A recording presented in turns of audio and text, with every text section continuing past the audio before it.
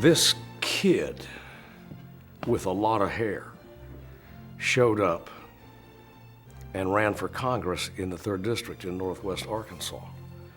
Most people hadn't heard of him, and he came within a whisker, very close to unseating an incumbent Republican congressman up there that everyone assumed was unbeatable.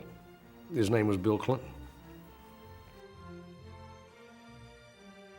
He didn't win the election, but you could argue that he won it, because when that campaign was over, he was not just known in the 3rd Congressional District, he was known statewide. Wow, here's a comer. Bill Clinton made his first race for Congress the old-fashioned way, and he kept doing it. He traveled the state, had a driver, went around, went to every crossroads in the state, and shook hands. I think by the time Bill Clinton left office in Arkansas, if you hadn't met Bill Clinton, it wasn't because you didn't try. He was that close to the people. And he had a skill about him. He remembered people, he looked people in the eye, and for a moment made contact, and people walked away from him saying, boy, that guy's something special. He could walk down a line of individuals in a small town in Weiner, Arkansas, or Marktree, or Pine Bluff, or wherever, and shake your hand and remember your name, and maybe remember your wife's name, and that your son was in college, and I think that that ability to do that also explains why Clinton was frequently late for where he was going, because wherever he went, he took the time to address each individual that he encountered in that sort of personal way. In the flash of an eye, he was Attorney General. In the flash of an eye, he was governor. In the flash of an eye, he was a former governor, ousted. Happened before they knew what hit him. Bill Clinton came to office as governor in 1979 with a big agenda. He was going to really be a world changer. And of course, he came to grief because of that. They moved, I think, by everybody's agreement later, much too fast. He came across as brash, cocky, arrogant. His staff did as well. They went to work on such things as clear cutting, making instant enemies out of the very powerful timber industry by doing that. He raised car tax fees. The location of Cuban refugees at Fort Chaffee, of course, became a huge disaster for his administration. It was something he couldn't do anything about, but they rioted. He was blamed for it because there was a Democratic president. And then Frank White was a pretty canny campaigner. He took advantage of these things. He filmed some pretty tough ads that really hurt Clinton. And I think a lot of people voted against Clinton just as sort of a protest vote. And I think it's true what was said is a lot of people woke up the next day and said, gee, if I'd known he was going to get beat, I wouldn't have voted for Frank White. There was a great deal of that sentiment, but nonetheless, Frank White won. He didn't win by a crushing majority, but Frank White had ousted the golden boy of Arkansas politics, Bill Clinton. A governor, a sitting governor, had been denied a second term. A seismic shock. So in early 1981, Bill Clinton is an ex-governor. He is 34 years old, and he's already out of his job. And Bill Clinton clearly wanted to reclaim his political career. He wanted to come back in Arkansas. And so in 1982, as he begins to think about this comeback campaign, he and his advisors decide that what needs to happen is that he needs to go on TV in his first television advertisement, and he needs to apologize to the people and tell the people of Arkansas he respects them and he'll never do them wrong again. It was really a remarkable video performance. Never before, the circumstances were new, of course, but you had a former governor going on television at no small expense, apologizing for having blown it in his first term. Apologizing. I didn't listen to you very well, and I'm sorry. I hurt you in some ways economically, and I'm sorry. It was a new thing. That was kind of remarkable. It worked. It set the stage. And so that's the kickoff to that 1982 comeback campaign, is this apology to the people of Arkansas. And by all accounts, a very effective re-entry for Bill Clinton. But it wasn't going to be easy. He faced tough competition in the primary of '82. He had to face a runoff campaign, and then he had come back and defeat now the incumbent governor who had defeated him 2 years ago. But he does all that, he succeeds, and he does gain his first big comeback as governor of Arkansas in 1982.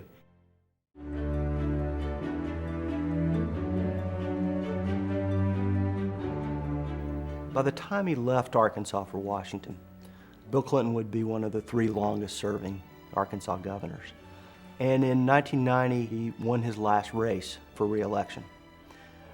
But it was certainly not clear that he was going to win that last race. And I think it's important to recognize, if he had failed in 1990, Bill Clinton clearly would have never become president. It was not clear what Bill Clinton was going to do in 1990. It was not clear if he was going to run for re-election.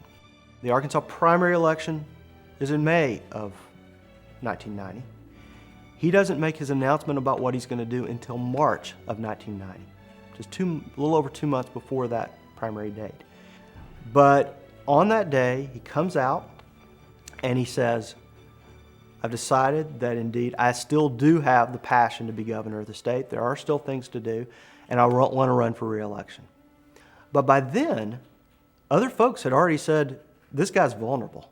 People are tired of this guy, and this guy can be beaten. One of the strongest of the Democratic candidates was already gone from the scene by the time that Bill Clinton made his announcement.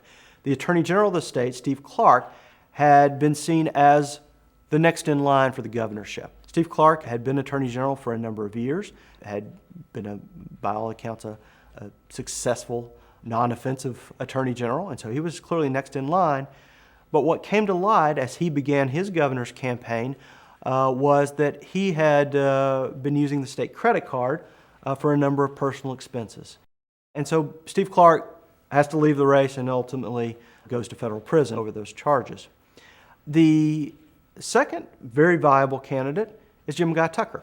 Jim Guy Tucker is clearly the one who has the potential to beat him in the eyes of those around Clinton.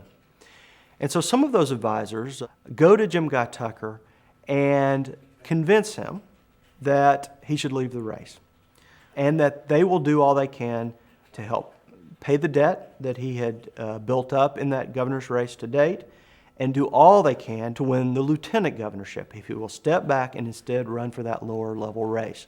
And that's what Jim Guy Tucker does, and he does become lieutenant governor after 1990.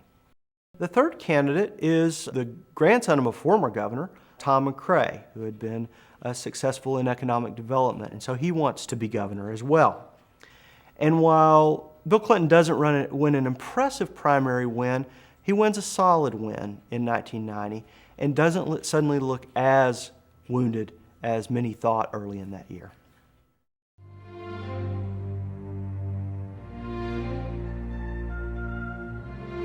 The sharpest Republican political mind of the 1980s and early 1990s was a guy named Lee Atwater.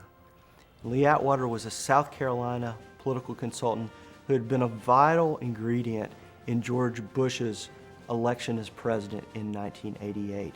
As President Bush kind of prepared for his re-election campaign in 1992, Lee Atwater looked around America and thought about who might be the people who would be most dangerous as Democratic candidates, and he thought Bill Clinton of Arkansas was a guy who really could do harm to George Bush if he got in the race and got the Democratic nomination.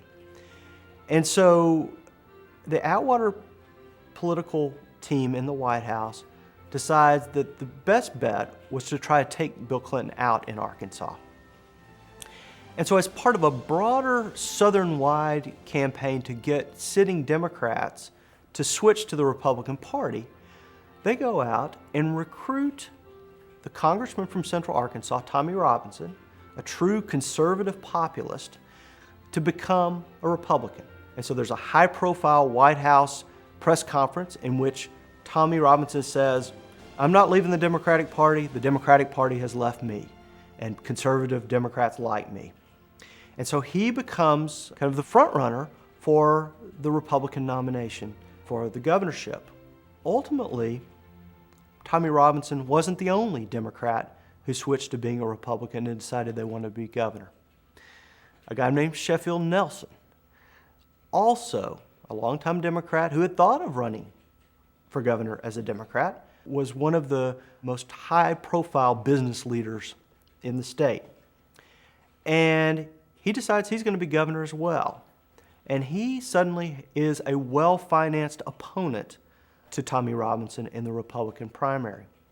And so Sheffield Nelson's campaign makes a real appeal to get Democrats to come into the Republican primary, vote for Sheffield Nelson, and thus take away that Robinson threat. And so the combination of Nelson's appeal to traditional Republicans and his campaign's appeal to get Democrats to come into that primary and vote against Tommy Robinson was ultimately successful. Thus, one of the biggest upsets of the 1990 election was the fact that Tommy Robinson's campaign for governor never got off the launching pad because he got stopped in the Republican primary by the folks who came out and voted for Sheffield Nelson. As no governor before him, he brought African Americans into government in ever-increasing numbers, which bolstered his already remarkably strong emotional bond with African American voters in Arkansas and, as you later saw, elsewhere. And he did succeed in making public education a big priority, putting it on the front burner of the public's consciousness, and I think keeping it there. Had a little help from the courts, and I think he made some improvements in social services. But by and large, a lot of that tenure was spent laying the groundwork for a presidential campaign. So while I'm not at all confident that you can say he was a great governor, he was a good governor, and he was not a bad governor. He was a remarkable governor. Well, I think the test of Bill Clinton will be time and history. I think his time outside of office proves what an enormous figure he is. I don't think it's an exaggeration to say he's the most popular man in the world today. He is a marvel. He's a political marvel.